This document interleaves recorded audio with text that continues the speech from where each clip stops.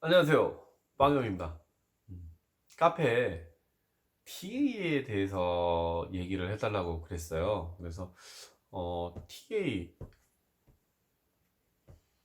실제 SI 프로젝트 하면서 만나기가 사실 쉽지가 않아요. 근데 제가 지금까지 SI 하면서 딱 한 번, 딱 한 번 TA 하고 일해본 적이 있습니다.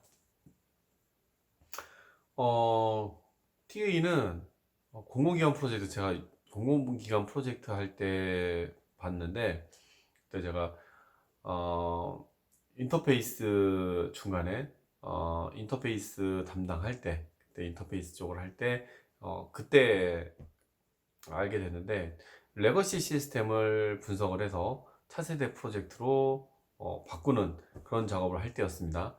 그때 소스 코드만 보고서 이거를 분석을 해가지고 서버와 서버끼리 데이터를 주고받고 하는 인터페이스 정의서를 만들어 오면 제가 이제 그걸 보고서 만들어 주는 거예요. 근데 저는 사실 그 중간에서 이쪽 서버와 이쪽 서버에서 연결해서 만들어 주면 되는데 이미 프로젝트 기간이 초과해 버렸어요. 넘어갔어. 그래서 D-Day 게시판 딱 출입구 들어오면은 D-Day 게시판 현황판이 있어요. D-Day에다가 이게 디지털식으로 돌리는 거 있잖아요. 전자식에 숫자 8로 돼 있어가지고 그걸 돌려가지고 숫자 모양 만들어서 뭐 며칠 남았다 이거 표시를 하는 게 있는데 HUL이라고 쓰여져 있더라고요. 헐. 어, 아무튼 그런 시점에 이미 프로젝트가 일정 못 맞춘 프로젝트 제가 투입이 됐어요.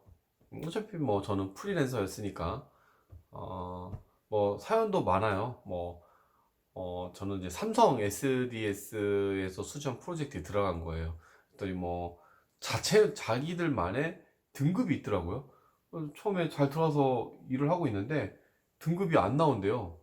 도대체 무슨 기준이냐고 했더니 자기들만의 기준이 있대. 그래서 나는 초급이어도 괜찮고 중급이어도 괜찮고 고급이어도 괜찮으니까 음, 또 딴소리 하고 있네. 아무튼, 전 금액만 맞춰라. 그렇게 하고 일을 했어요. 근데 안 된대. 알았다고. 지금 이거 하던 거 접고 그냥 철수하겠다고 딱 하니까는 철수를 왜 하니? 그러니까는 저는 그 금액을 낮출 생각이 없다라고 강력하게 어필했더니 그러면 자기네 이 시스템에 들어와서 이거를 이렇게 해서 이거를 막 바꿔라 이렇게 알려주더라고요.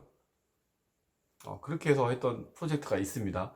그 프로젝트에서 처음 만났는데 뭐였냐면 레거시 시스템을 분석을 해가지고 다른 시스템에서 현재 이 레거시 시스템으로 요청하는 데이터를 리턴을 해주는 거예요. 그러니까 저쪽으로 넘겨주는 거죠. 근데 그걸 제가 이제 중간에서 EAI 시스템이에요. EAI 인터페이스를 만드는 건데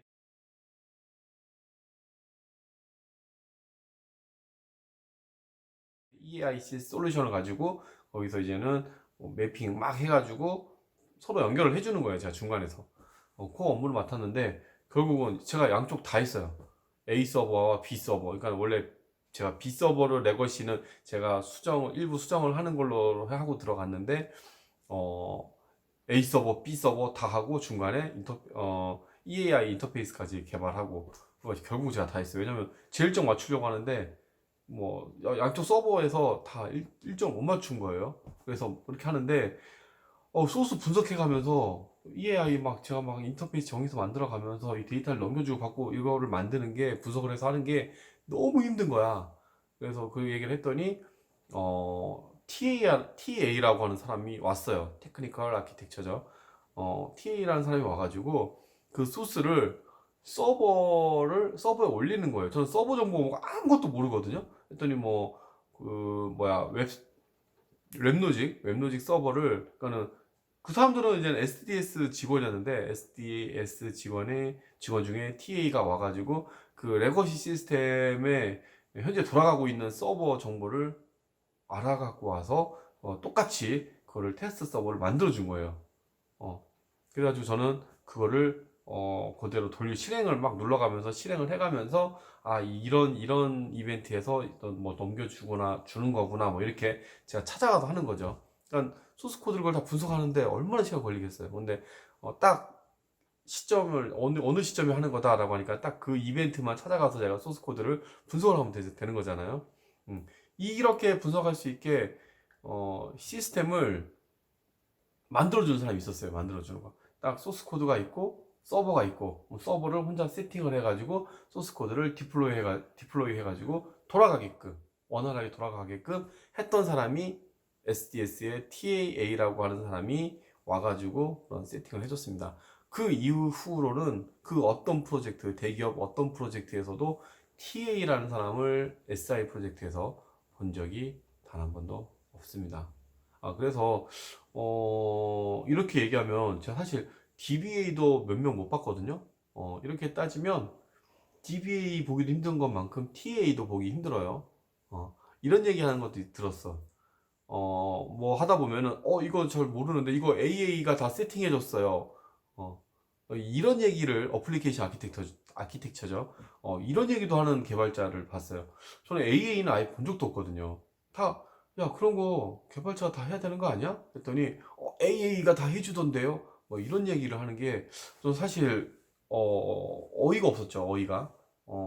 그 정도는 개발자 레벨에서 다 할 수 있는데, 왜 그걸 AA가 꼭 해줘야만 할 수 있다라고 얘기를 하는지, 그것도 사실 이해가 안 가는데, 음, 사실, 방금 얘기했던 TA가 하던 그 내용은, 그냥 개발 서버, 그러니까 실제 업무가 뭔지를 모르겠어, 나도. 지금 인터넷에 검색하면 TA, 테크니컬 아키텍처라고 검색을 하면은 그거에 대한 정의가 다 나옵니다. 그거 보시면은 실제 그렇게 하는지 모르겠는데 제가 참여했던 프로젝트에서는 TA가 와가지고 개발 서버 하나 두고 거기다가 똑같이 시스템을 흉내내서 만들어 놓고서 개발자들이 그걸 참고해서 쓸 수 있도록 그렇게 지원을 해준 거죠. 개발 지원.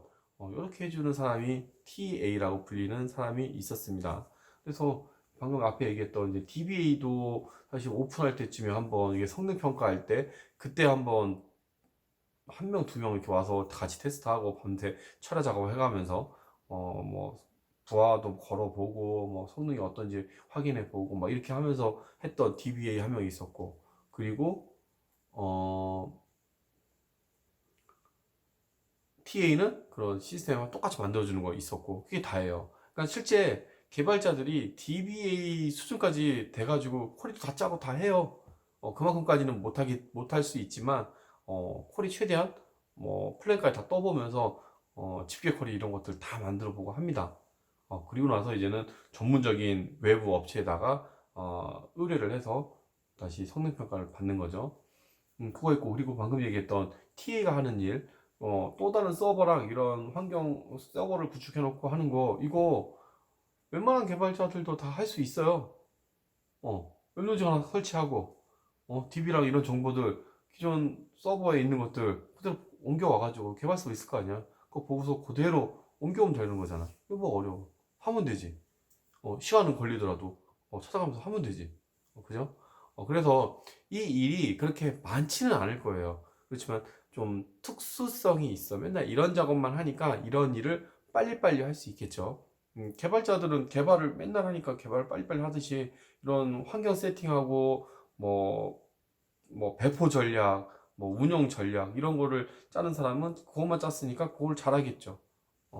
그런 식으로 TA가 많지는 않겠지만 있긴 있습니다. 근데 질문하신 분은 TA 쪽으로 하라고 했으니까 아마 개발 쪽하고는 조금 거리가 멀고 그 개발된 소스들을 배포를 하거나 배포 작업을 하거나 아니면 이렇게 똑같이 이렇게 제가 얘기했던 TA가 했던 일을 하나를 예를 들어 얘기를 해줬잖아요. 그렇게 해서 서버를 뭐 구축해줘서 개발 지원을 하거나 이런 일을 할 것 같아요. 제가 본 거 이거 하나밖에 없기 때문에 이 한 가지만 예로 설명을 한번 했습니다. 네. 그래서 급여는 일단 대기업이니까 제 SDS라고 그랬잖아요. 삼성 SDS 직원이었으니까 그 대기업 그 회사 수준에 맞게 나오겠죠. 근데 질문하신 분은 대기업이다 이런 얘기 안 했는데 어딘지는 모르겠지만 그 회사 나름의 뭐 정책이 있을 거예요. 그대로 이제 따라야겠죠. 네. 제가 알고 있는 TA는 여기까지입니다. 추가로 자격증 얘기를 한번 해볼게요. 자격증. 예를 들어 전문대 나왔어요. 전문대. 자격증에 대한 질문이 더 있어가지고 또 좀 더 얘기를 해볼 건데요. 전문대를 나왔는데 전문대 나오면은 산업기사를 볼 자격이 주어집니다. 전문대를 나와서 취업을 했어. 취업을 하게 되면은 자격 조건이 안 되기 때문에 경력이 더 채워야지 기사 자격증을 딸 수 있어. 2년을 채워야 돼요. 2년을. 산업기사 아니 전문대 나오고 이 실무 경력이 2년이 되면 기사 자격증을 볼 수가 있어요. 이제 기사 자격증을 취득 후에 3년이 지나면 중급이 되는 거죠. 그런데 산업기사를 먼저 따고 싶은 거야. 왜 산업기사를 따는 이유는 산업기사 따고 경력 1년이 있으면 기사를 딸 수가 있거든요. 그래서 기간을 더 줄이려고 하는 거야. 근데 이게 산업기사, 그러니까 입사를 하고 산업기사를 바로 따게 되면은 약 한 반년이 세이브가 되는 거예요. 반년이. 1년하고 반년?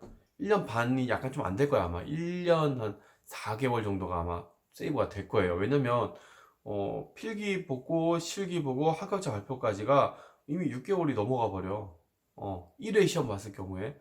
그런데 1회 시험 봤을 때 떨어지잖아요. 그러면 2회를 봐야 되거든요. 근데 2회를 보고 나면은 거의 연말가 다 돼서 나오거든요. 그럼 1년, 거의 1년이 그냥 지나가 버리는 거잖아. 근데 만약 여기서 한 번에 땄어도 다음 해 1년 또 해야 되잖아. 결국 2년이 지나가 버리는 거잖아요. 그러니까 전문대 나오고 산업기사 자격증이 없을 경우에 전문대 나오고 취업을 했다. 그러면은 그 해에 취업한 시점 이후에 1년, 아니 1년이 아니라 1회 바로 다음 거, 그러니까 취업한 시점에 가장 가까운 정보처리 기사 자격증을 한 번을 보세요. 근데 이거 떨어지면은 그냥 2년 채우는 게 나아요. 결국은 이래 따든 저래 따든 2년 뒤에 자격증을 취득하게 되니까 한 번 전문대 졸업하고 취업하고 산업기사 시험 한 번 떨어지면은 그냥 경력 채워서 기사를 봐라 이 얘기를 해주고 싶고요. 또 이런 얘기가 있어. 또 방통대 가가지고 학위를 취득을 해서 기사 따겠다. 그러지 마요. 방통대 전문대 나와서 4년제 학위 취득하려면 뭐 빨라야 뭐 1년에서 1년 반 이 정도 걸릴 거예요. 그냥 2년 경력 채우고 산업기사 아니 기사 따는 게 나을 거예요. 그러니까 4년제 학위는 그 다음 문제야. 제가 얘기했잖아요.